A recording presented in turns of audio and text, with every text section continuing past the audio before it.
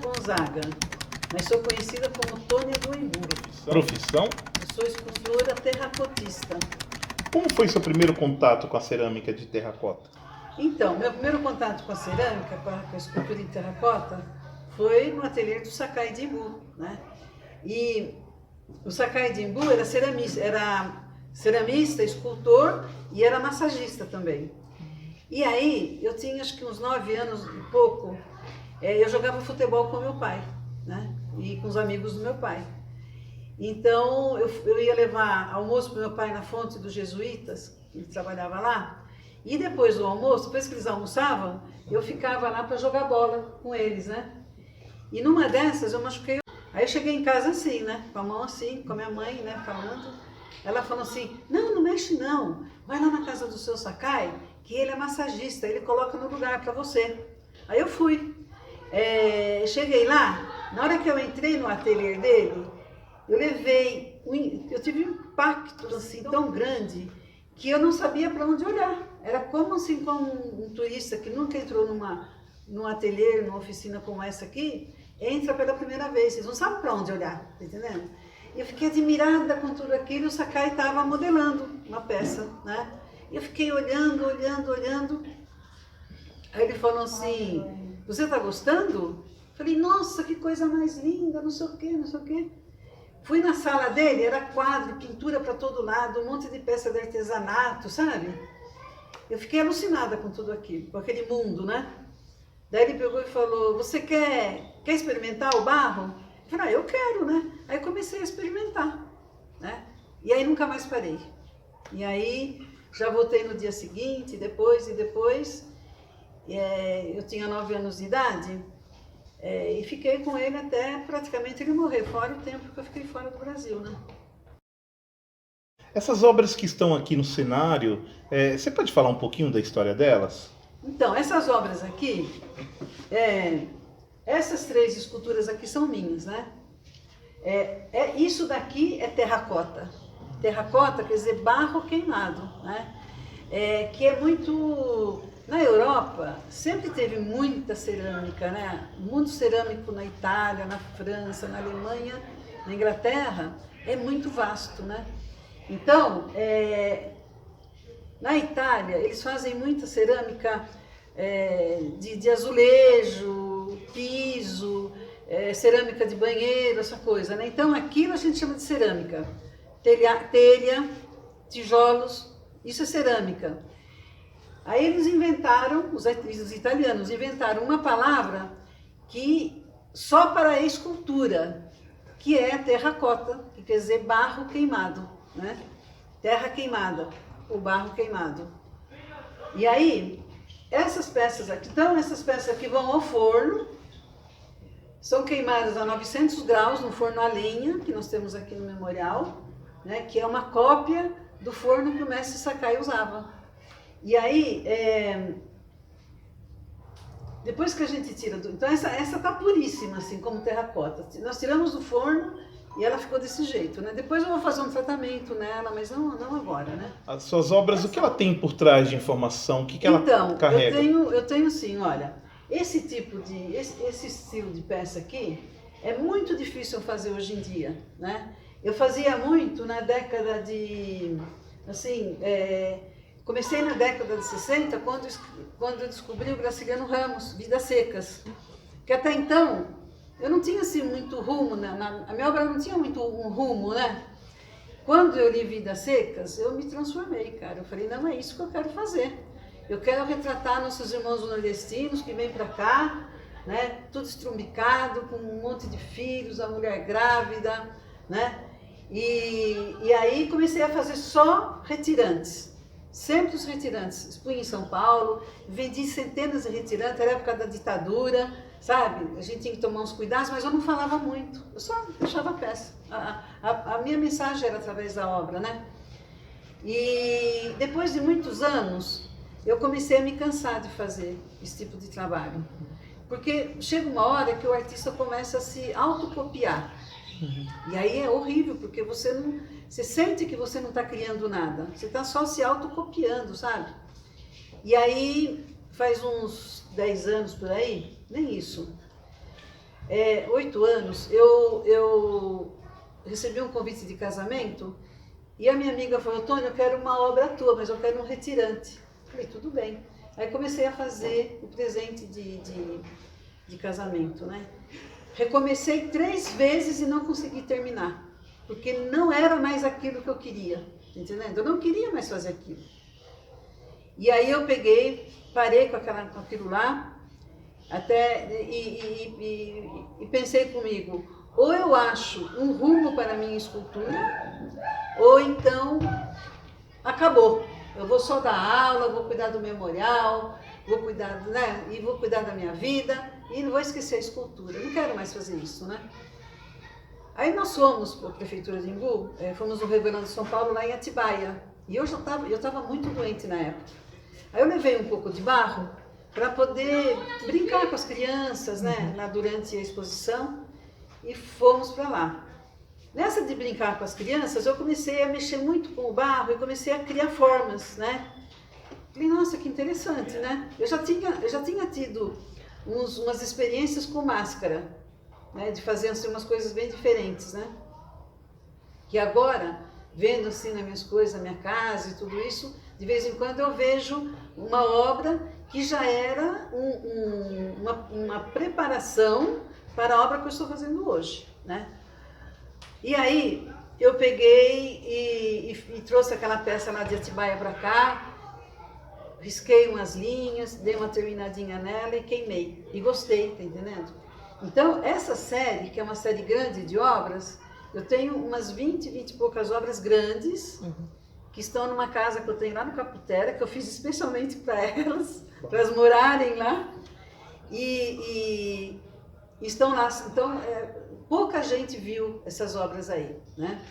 Eu acho que até o final do ano eu vou abrir a minha casa na visitação pública, né? Eu estou preparando a casa, assim, sabe? E aí vou convidar todo mundo para ir lá, para poder ver a minha obra, né? Porque aqui já não representa muito, assim. Representa porque, fora essa que tem uma mensagem diferente, essa daqui é uma mensagem ecológica, essa já é bem diferente, assim, tá vendo? Mas também eu tenho que terminar, tenho que fazer umas pátinas nela, né?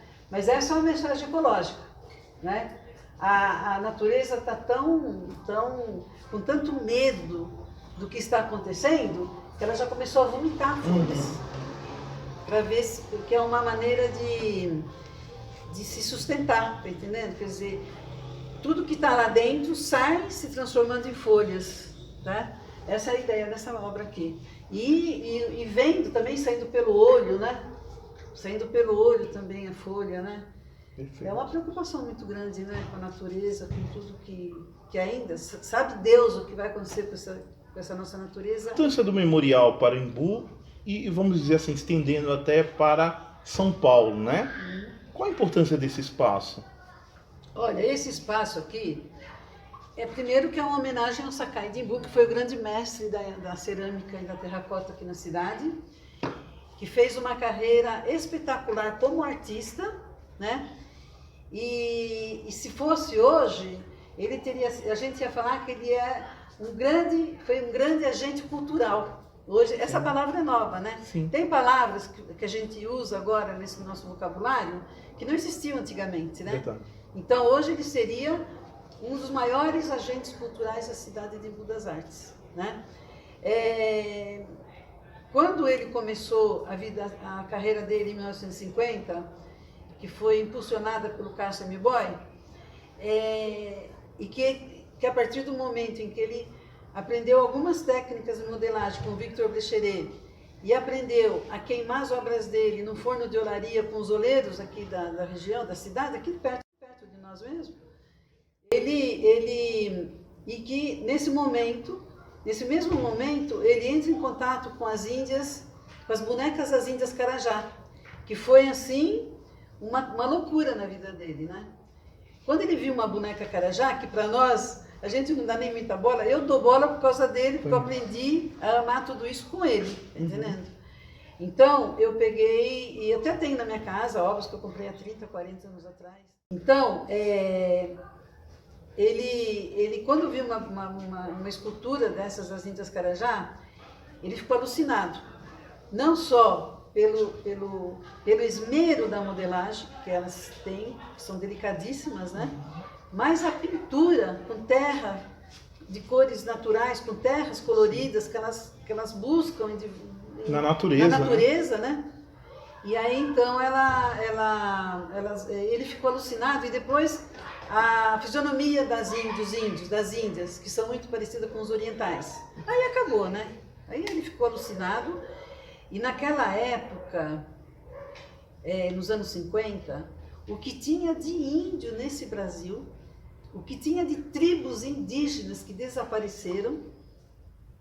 E quando desaparece uma tribo indígena, é um caso muito sério, porque você perde toda uma cultura daquela tribo, daquela nação indígena, você perde uma língua. Sim. Você perde uma língua inteira, porque eles não falam todos iguais. Sim.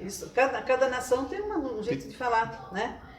E cada vez que o mundo perde uma língua, nossa, é terrível. A gente não sente o abalo, porque a gente não está muito enfronhado nisso daí, mas cientificamente perde um monte de coisa, linguisticamente perde um monte de coisa, do ponto de vista da culinária, da música, da dança, sabe? Perde tudo isso, né? Sim. Eu me lembro que uma vez ele pegou um mapa do Rio Amazonas e ele tinha essa pachorra, ele foi pegando todos os afluentes assim e escrevendo que tribos de índio que tinha só nos afluentes do Rio Amazonas. Eram muitos índios, né? E muitos desses índios não existem mais, né? E aí então ele conhecia todos eles, todas essas tribos ele conhecia, sabia onde que estavam. Então a importância desse memorial é a importância da nossa identidade. E aí tem essa parte aí que é a história de um grande homem que fez. Depois ele que teve a ideia de fazer os salões de artes plásticas, ele juntou com Assis, com o Antenor Carlos Vaz, com Josefina Asteca, com Margarida Garcia, com Cirso Teixeira, e fizeram os primeiros salões de artes plásticas, né? Que sedimentou de uma vez por todas a história da arte da nossa cidade. Que né? bárbaro. Porque até então tinha lá os artistas, tinha os hippies, tinha o artesanato, tinha não sei o quê, e que a gente já chamava de Terra das Artes, né? A gente sempre chamou o Imbu de Terra das Artes. Mas, do ponto de vista das artes plásticas mesmo, pintura, escultura, desenho, gravura, sabe? Que é o pilar da nossa profissão, foi sedimentado na cidade através dos salões de arte, né? Depois ele ele fez uma campanha muito grande para construir aqui a Capela da Santa Cruz. Durante mais de 20 anos ele foi festeiro da Santa Cruz, né? E ele morreu em plena festa da Santa Cruz, aqui nesse pátio ele morreu, numa festa. Teve um infarto fulminante e morreu aqui, né? Então, é uma história muito grande, muito bonita dele, né? E a gente conta essas histórias. Bacana. Tem isso. Depois tem, assim, todas as palestras que eu fiz ao longo de todos esses anos de Memorial Sakai.